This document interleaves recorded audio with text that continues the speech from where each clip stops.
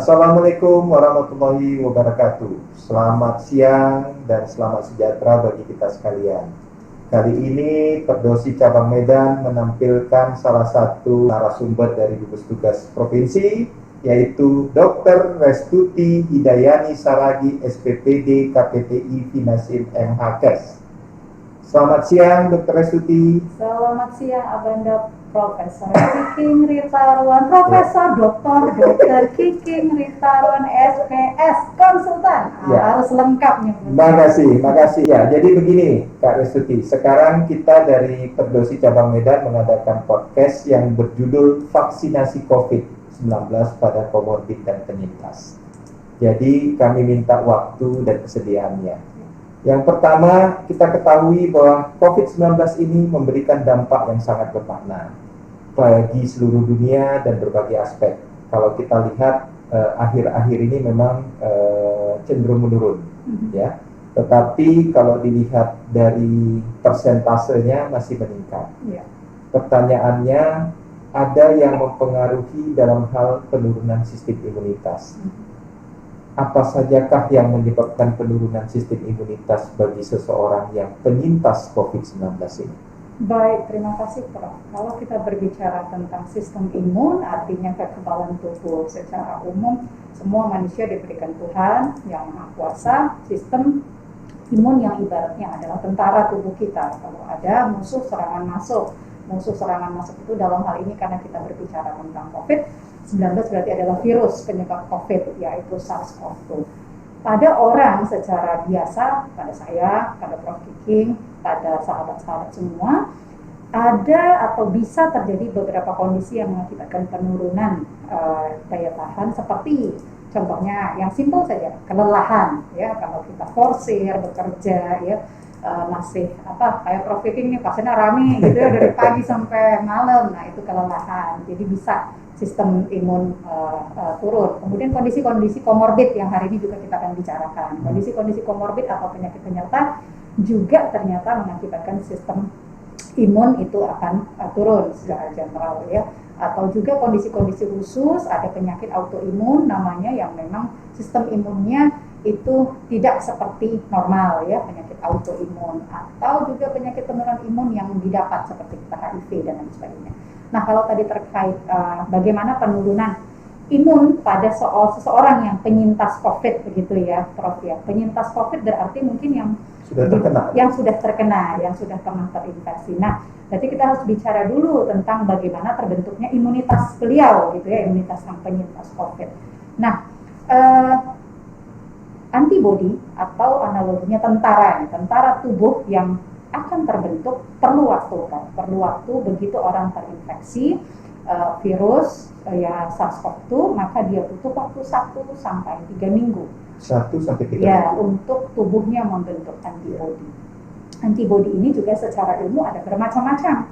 Ada yang mampu menetralisir atau membunuh atau mengikat virus itu langsung, ada yang tidak. Ada berbagai-bagai, ya. Jadi pada 1 sampai 3 minggu terbentuk antibodi, kemudian katakanlah pasien ini selesai dirawat, apakah rawatan isolasi di rumah atau isolasi terpusat atau di rumah sakit, keluar dan dia berarti punya antibodi yang spesifik. Setelah 3 minggu. Ya, rata-rata tadi ya 1 sampai 3 minggu dia punya antibodi yang spesifik terhadap virus SARS-CoV-2 yang menyerang dia tadi, ya.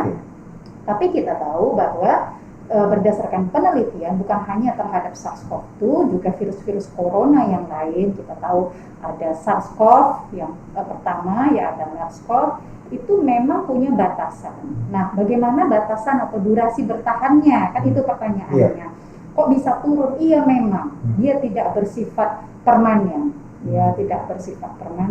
Dari berbagai penelitian yang masih terus berjalan hingga saat ini, didapatkanlah rata-rata itu 3 sampai 6 bulan. Yang masih rata-rata sebagian besar relawan penelitian itu masih ada, tetapi sudah mulai turun, itu 3 sampai 6 bulan. Kalau kita mau bandingkan kepada virus yang corona, human coronavirus yang sebelumnya, contohnya adalah MERS ya, atau SARS yang sebelumnya, itu antibodinya bisa bertahan 1 sampai 2 tahun di beberapa penelitian. Tapi tetap meskipun ini keluarganya sama ya, familinya sama, SARS-CoV-2 ini masih punya beberapa keunikan, beberapa spesifisitas yang masih terus dikembangkan. Dasar ini juga diteliti ya dalam pengembangannya.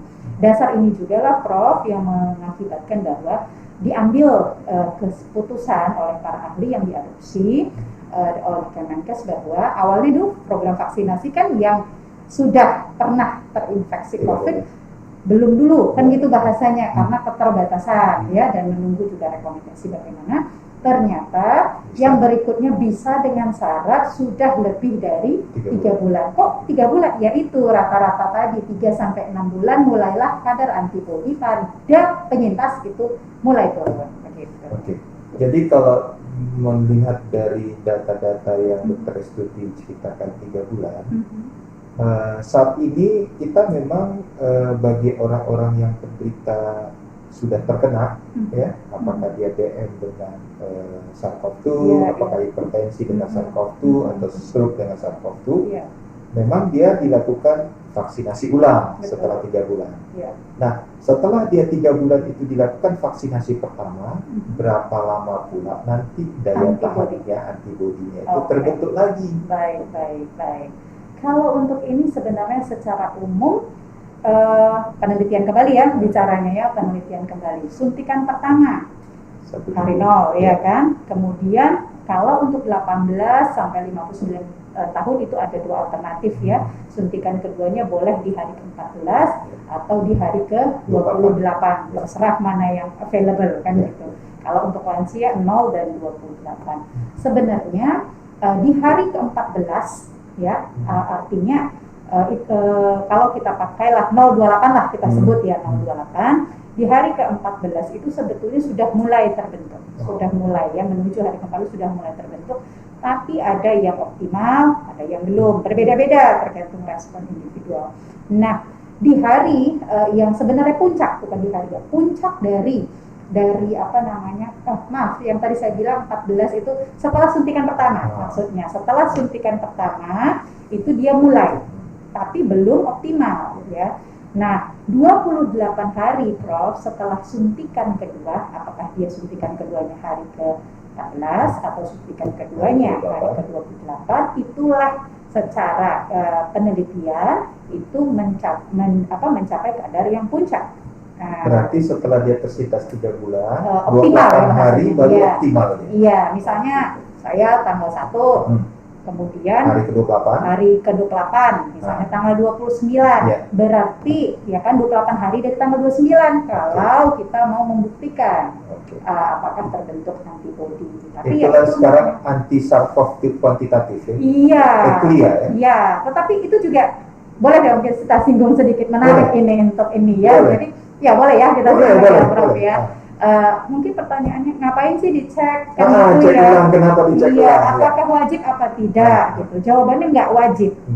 Nggak wajib. Kalau kita setelah berkonsultasi dengan dokter yang memang membidangi ya imunologi atau patologi klinik atau penyakit dalam ya, alergi imunologi, dan memang berdasarkan konsultasi tersebut dirasa perlu ya monggo silakan, tetapi harus paham apa sih gunanya dan bagaimana menginterpretasinya. Jangan baca sendiri gitu ya, karena secara umum ya insya Allah terbentuk gitu, insya Allah terbentuk. Nah, walaupun berbeda. Nah, jangan ya misalnya nanti Prof Kiki dapatnya 7,5, saya dapatnya 187, atau nanti Prof Kiki nggak boleh bilang itu dokter Suti kok lebih tinggi ya, gimana ya aku ya. Nah itu yang dihindari, karena berbeda penelitian, berbeda reagennya, berbeda metodenya, berbeda juga Prof target antibodinya.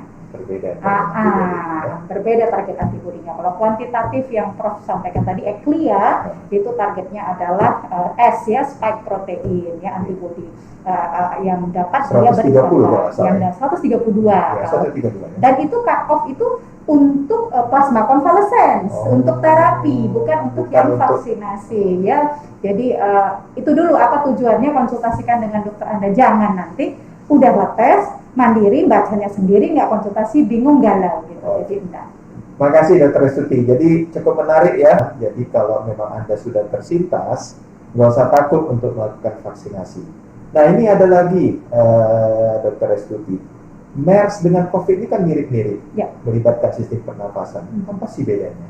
Ya, kalau kita sebut beda, memang target utamanya Sistem atau pernapasan. kecenderungannya sistem pernapasan. Gejala juga banyak mirip, ada sesak nafas ya, ada batuk dan lain sebagainya. Tapi kalau secara anamnesis ada hal-hal unik yang ada pada COVID-19 atau virusnya SARS-CoV-2, tetapi tidak ada Pada pada MERS. MERS. Contoh kelelahan, ya kelelahan itu dominan pada COVID-19, ya fatigue itu, sementara pada MERS-CoV laporan jurnal-jurnal itu jarang mengakibat tidak dominan ya, hampir tidak ada yang menyampaikan ada. Tapi ada saya bilang, saya dengar juga, Dok, itu Kemudian- MERS itu dari apa?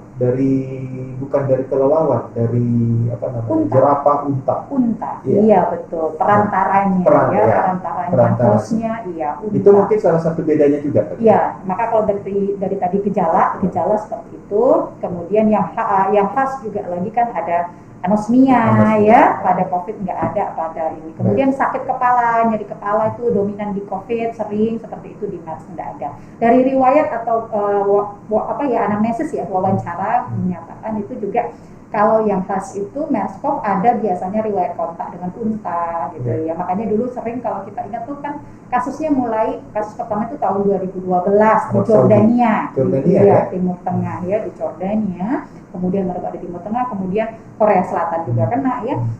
Pasien-pasien jamaah haji, umrah ataupun yang wisata rohani gitu ada riwayat kontak dengan ini. Kemudian perbedaan yang paling mendasari, bukan paling mendasari, yang mendukung anamnesis, pemeriksaan fisik, foto dan lain sebagainya adalah tetap swab PCR, ya, swab PCR. Untuk sebagai informasi, kasus terakhir, Prof, Di Medan, MERS, di Sumatera bukan, Utara. di seluruh Oh, di seluruh Indonesia. Indonesia. Untuk kalau SARS yang pertama, SARS-CoV pertama, yang pertama itu ditemukan di Tiongkok, kemudian menyebarnya Hong Kong, itu sudah selesai. Udah nggak ada lagi. Ya, mudah-mudahan jangan muncul, jangan re-emerging. Jangan ya, nanti re-emergency. kita halo katanya lagi kan.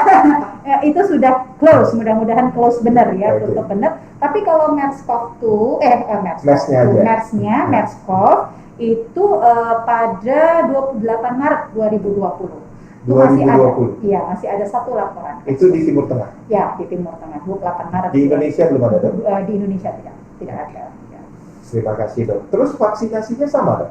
Vaksinasi untuk SARS yang sudah tidak ada kasusnya sampai dengan MERS-CoV itu belum ada, Dok. Belum ada. vaksinnya. Jadi hanya ada pada COVID-19. Iya, Jadi makanya SARS-CoV-2. makanya sebenarnya ini apa ya, sahabat ya, suatu hal yang harus disyukuri. Harus disyukuri. Luar biasa gitu. Alhamdulillah pencapaian umat manusia dengan meskipun harus menghadapi pandemi gitu ya, kurang dari 1 tahun ditemukan vaksin dengan segala kelebihan dan kekurangannya. Itu kan sudah harus prestasi yang kita syukuri.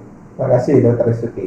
Kemudian yang ketiga nih, saat ini pemerintah sedang menggiatkan vaksin COVID-19, terutama pada nakes yang merupakan garda terdepan dalam pengobatan COVID-19 ini.